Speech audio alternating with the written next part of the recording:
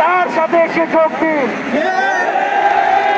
পাড়ায় মহল্লায় মহল্লায় সংগঠিত হন এবং আমরা খুব দ্রুতই বৈষম্যবিরোধী ছাত্র আন্দোলন থেকে ছাত্র নাগরিক অভ্যুত্থানের জন্য সর্বস্তরের নাগরিক ছাত্র সংগঠন এবং সকল পেশাজীবী মানুষের সাথে মিলে সম্মিলিত মোর্চা ঘোষণা করব।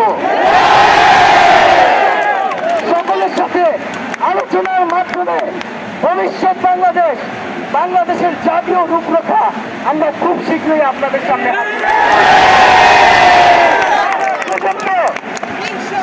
আমরা জনগণকে সর্বাত্মক অসহযোগ আন্দোলনে নামার আহ্বান, সর্বাত্মক অসহযোগ আন্দোলন চলবে। আমরা কোনোভাবে সমর্থন দিব না, কোনোভাবে কোঅপারেট করবো না এবং যদি কোনোভাবে ইন্টারনেট বন্ধ করা হয়, যদি কোনোভাবে কারফিউ দেওয়া হয়, জরুরি অবস্থা দেওয়া হয়, আমরা তা আজকে থেকেই বলে দিলাম আমরা তা প্রত্যাখ্যান করি। আমরা প্রয়োজনে গণমানন ঘেরাও করে আপনাকে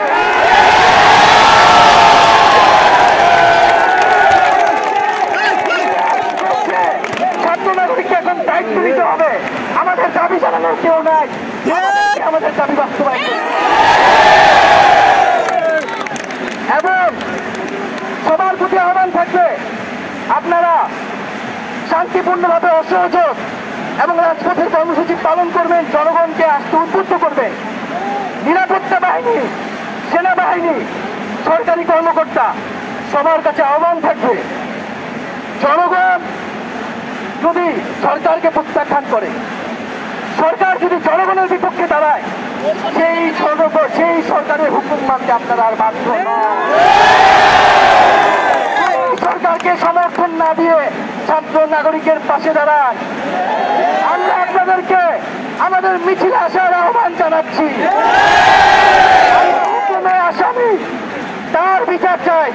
আপনারা বিচার চান কেন? তারা খুন করতে আপনাদেরকে বাধ্য করা হচ্ছে। আমরা সকল গণহত্যার বিচার করব এই বাংলার মাঝে।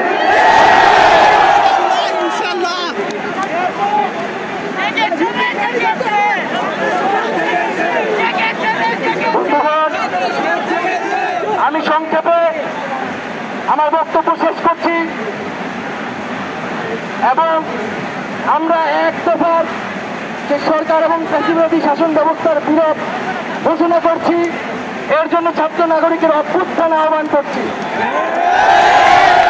আগামীকাল থেকে অসহযোগ কর্মসূচি পালিত হবে এবং আপনাদের সামনে অসহযোগ কর্মসূচির বিস্তারিত ব্যাখ্যা আমাদের আরেকজন সম্মাননা দিবেন এবং আপনাদের প্রতি আহ্বান থাকবে